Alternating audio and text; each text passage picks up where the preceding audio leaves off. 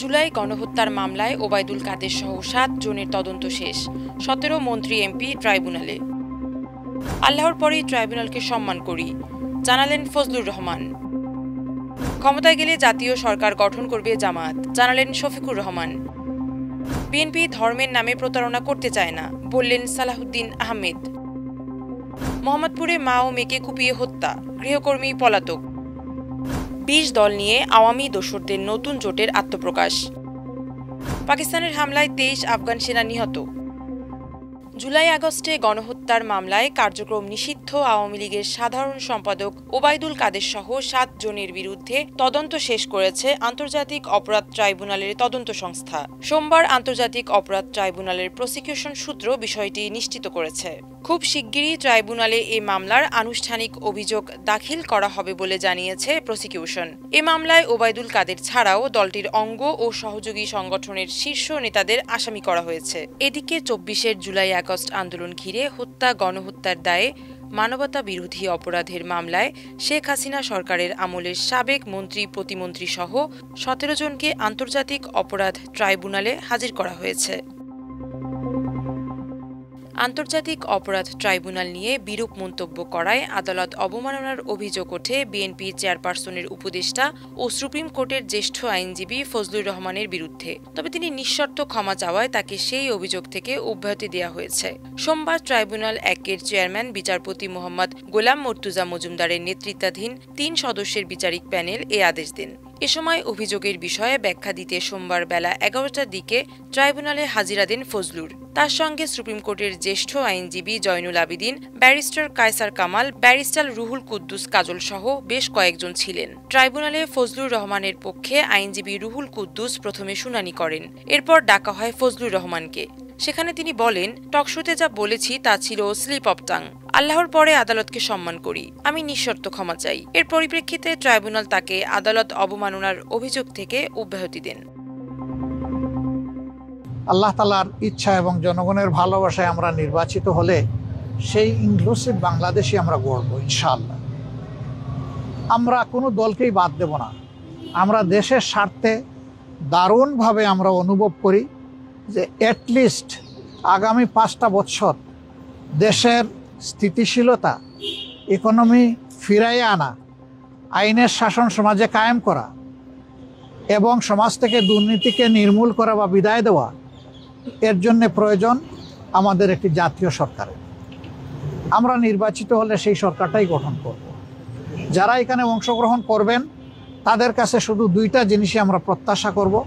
Number 1, কেউ নিজে দুর্নীতি করবেন না এবং দুর্নীতিকে কোনোভাবে প্রশ্রয় দেবেন না। নাম্বার 2, আমরা চাইব সকলের জন্য বিচার সমান এবং নিশ্চিত করতে। এই ব্যাপারে কোনো ধরনের হস্তক্ষেপ কেউ করবেন না রাজনৈতিকভাবে। মিনিমাম এই 2টা জিনিসের ব্যাপারে যারা একমত হবেন তাদেরকে নিয়ে আমরা সরকার গঠন করার জন্য আমরা আগ্রহী। আমাদের আপত্তি নাই না, আমরা আগ্রহী, সেটা দেশের স্বার্থে। এমনকি আল্লাহ যদি ইচ্ছা হয় যে 200 আসনেও আমরা বিজয়ী হয়ে যাই, তারপরে আমরা এটি করবো ইনশাআল্লাহ। ক্ষমতায় গেলে দেশের স্বার্থে জাতীয় সরকার গঠন করবে জামায়াতে ইসলামী, এমন মন্তব্য করেছেন দলের আমির ডাক্তার শফিকুর রহমান। তিনি বলেন, ফেব্রুয়ারিতে নির্বাচন না হলে দেশ ভয়াবহ ঝুঁকির মধ্যে পড়বে। দেশ ক্ষতির মুখে পড়ুক, এটা আমরা চাই না। ডাক্তার শফিকুর রহমান বলেন, জামায়াত রাষ্ট্রীয় ক্ষমতায় এলে দেশে পিআর ব্যবস্থা চালু, আইনে শাসন প্রতিষ্ঠা এবং অর্থনীতি সচল করার পদক্ষেপ নেওয়া হবে। তিনি দাবি করেন, দুর্নীতির বিরুদ্ধে কঠোর অবস্থান নেওয়া হবে। কেউ দুর্নীতি করবে না, করতেও দেয়া হবে না। সবার জন্য সমান বিচার নিশ্চিত করা হবে। তিনি আরও বলেন, জামাত দলের স্বার্থে নয়, জনগণের স্বার্থকে গুরুত্ব দিয়ে রাজনীতি করে। জামাত ধর্মকে ব্যবহার করে না, ধর্ম আমাদের কাজের অংশ। বরং নির্বাচনের আগে যারা টুপি পরে, তসবিহ হাতে ছবি তুলতে ব্যস্ত থাকে, তারাই ধর্মকে ব্যবহার করে, মন্তব্য করেন তিনি। বিএনপির স্থায়ী কমিটির সদস্য সালাহুদ্দিন আহমেদ বলেছেন, একটা দলের নীতি আদর্শ পরিকল্পনা নেই, আছে শুধু ধর্মের নামে ট্যাবলেট বিক্রি। আর বিএনপির আছে মানুষের আর্থসামাজিক উন্নয়নে বিশদ পরিকল্পনা। সালাহুদ্দিন আহমেদ বলেন, আমরা ধর্মের ট্যাবলেট বিক্রি করতে চাই না। আমরা চাই জনগণের কল্যাণের জন্য সুষ্ঠু পরিকল্পনা কি আছে তা মানুষের কাছে পৌঁছে দিতে। জনগণকে সহজ ভাষায় বিএনপির পরিকল্পনা সম্পর্কে জানাতে হবে বলেও উল্লেখ করেন তিনি। বিএনপির এই নেতা বলেন, যারা বিনা পরিশ্রমে জান্নাতে যেতে চায় তাদেরকে জানতে হবে সেখানে যাওয়ার বাস স্টেশনটা কোথায়? জনগণ এসব বোঝে। যদি আমরা রাষ্ট্র পরিচালনার ক্ষেত্রে আগে থেকে পরিকল্পনা প্রণয়ন না করি, তাহলে আমরা নিজেরাই ব্যর্থ হওয়ার পরিকল্পনা করছি। তিনি আরও বলেন, যে দলের কোনো নীতি আদর্শ নেই, পরিকল্পনা নেই, শুধুমাত্র ধর্মের নামে একটা ট্যাবলেট বিক্রি করে জনগণের সঙ্গে প্রতারণা করার পরিকল্পনা করছে, তাদেরকে জনগণ ইতোমধ্যে চিনেছে এবং তাদের মুখোশ উন্মোচিত হয়ে গেছে। রাজধানীর মোহাম্মদপুর থানার শাহজাহান রোডের একটি বাসায় মালাইলা আফরোজ ও তার মেয়ে নাফিসা বিনতে আজিজকে কুপিয়ে হত্যা করা হয়েছে। ধারণা করা হচ্ছে গৃহকর্মী আয়েশা তাদেরকে হত্যা করে পালিয়েছে।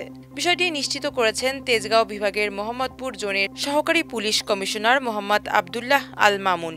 তিনি বলেন, মোহাম্মদপুরের শাহজাহান রোডে মা ও মেয়ের গলাকাটা মরদেহ উদ্ধার করা হয়েছে। এ ঘটনায় বাসার গৃহ পরিচারিকাকে সন্দেহ করা হচ্ছে।